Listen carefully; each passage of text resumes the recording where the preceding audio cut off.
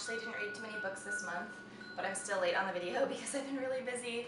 In May, I traveled for 10 days to the East Coast, which was really fun, and I read another Tana French book, Faithful Place. I think it's number 4 in the Dublin Murder Squad series. I've talked about the other books in the previous month, so links to those, I'll add them into this video here. But this was actually probably my least favorite one so far. I thought like she did a really good job of writing, still as always, and pretty good character development, but not as good as the first couple ones that I read. And also, this was the only book where I could tell at the very beginning who had, committed the murder, and I turned out to be right. And I feel like I'm not really that good at that normally.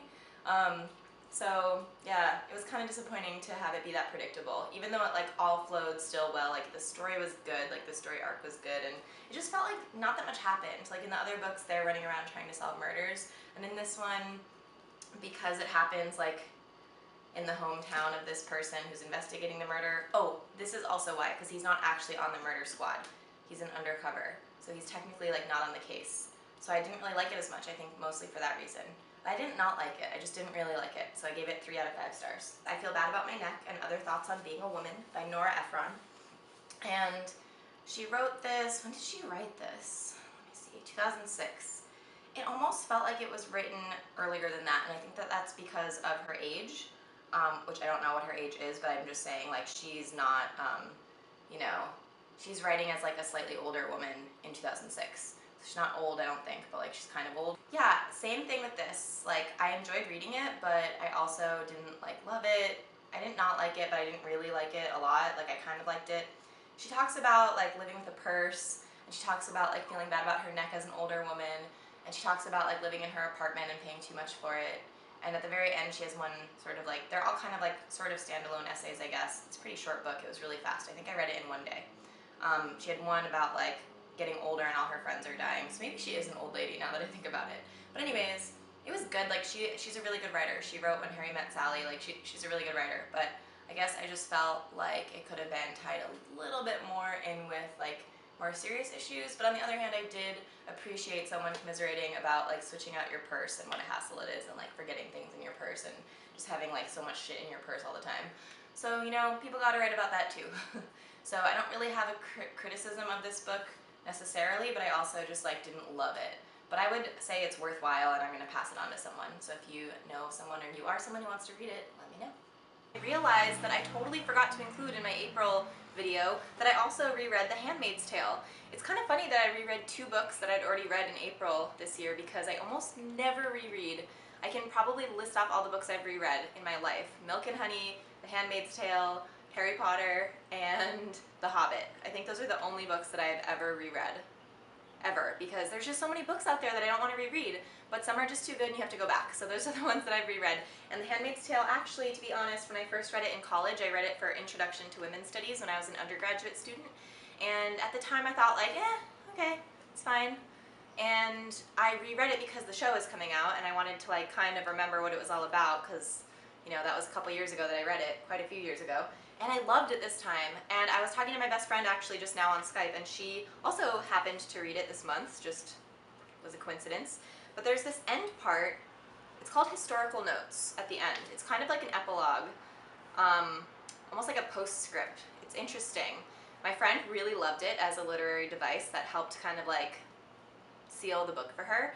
I really would have loved the book so much more without this, personally. Now, of course, it's a really personal opinion, but I would still highly recommend this book because, unfortunately, it's even more relevant today than it was when I read it 8 or however many years ago now. That's not a good thing, because it's about women's reproductive rights and just kind of like society and rights and power in general. But I read it for women's studies, so if that gives you any clue, it's definitely like about women and the female role in society and power dynamics, and not a lot like happens in the book, even though it kind of does, but Margaret Atwood is such a good writer that like you're just totally pulled in, even though it's not really plot driven. I don't want to say too much more about it because I'm afraid of giving something away, but it's kind of a dystopian present day kind of situation, and I think it was written in the 80s. Yes, it was written in 1986. So unfortunately, it's more relevant now in 2017 than it was when I read it in 2008 or 2009. and I really hope it doesn't become even more relevant. I hope we're at like the closest that we'll ever get realistically towards what happens in The Handmaid's Tale. If you've read this, let me know what you think, and if you feel like we're in the first stage of what happens in this book, because I know I feel like we are. Not a good thing. But yeah, recommend this book. Still a really good book. I read this book this month, Simple French Cuisine from Provence and Languedoc. I don't know if that's how you say it. By Jenny Baker. It's a pretty old book. It has some very simple illustrations that are cute. I got it at a thrift store actually, I think a while back. So I think it was pretty inexpensive. And actually I don't see a year here on the book, but it's British, so she talks from like the British perspective about like food and stuff. And I read it really fast because it's not really like a reading book, it's a cookbook actually. And if you like cookbooks with a lot of instructions and like step by step and images and stuff like that, this book is not for you. This book is for you if you probably like already cook and you don't need too many instructions and you like to improvise and you're more about just like simplicity and ingredients, then this book is really awesome. And my favorite part about the book is that she has a little introduction that talks about her time that she spent in France and about food. And then after the introduction, she has the book broken down by flavor, which is cool. So she didn't do like apps, entrees, stuff like that. She just did flavor. And then after that, she did like season. So the sections are flavor, and like under flavor, it's garlic, thyme and savory, rosemary and sage, fennel, anise and mint, basil and anchovies. Although the book is almost totally vegetarian because I guess she has a different book about meat. So it's not completely vegetarian, but it's mostly vegetarian. And after the flavor sections, she has spring and summer vegetables, fruits of summer and autumn and winter matters, cheese, and etceteras. So if you just really like simple ingredients, lots of veggies, cheese, like wine, really like simple, good, like rustic French stuff, I actually really recommend this book. I really like it. I'm really happy I picked it up, and I'm excited to try some of the recipes this summer. Sorry that this is going to come in this video of just a crappy little moment of bad lighting and not planned making a video, but I have to return this to the library and I don't have time, if I'm going to get to work on time, to actually sit down and set up my camera. So The X-Files Origin, Devil's Advocate by Jonathan Mayberry or Maberry.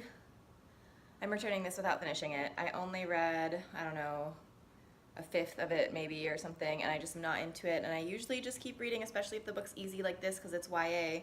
And the premise is, how did Dana Scully become a skeptic? And I love The X-Files so much, and I love YA, but like, this just missed the mark. It doesn't seem like her, like, I don't know, maybe it just doesn't translate super well into book format. And also, this is one of the ones about like a devil, and those are my least favorite X-Files themes or episodes. So I'm just not into it, and I'm gonna return it, and maybe I'll pick up the one that's about Mulder and see if that one's any better, because it's actually written by a different person. And just to note, this is written by a man and the other one is written by a woman.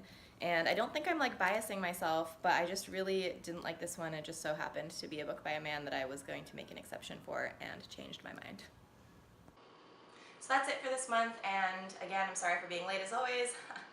And I'm already reading a lot of really good stuff for June, so I will try to make that video really soon. All right, thanks for watching. I'm gonna go. Happy reading.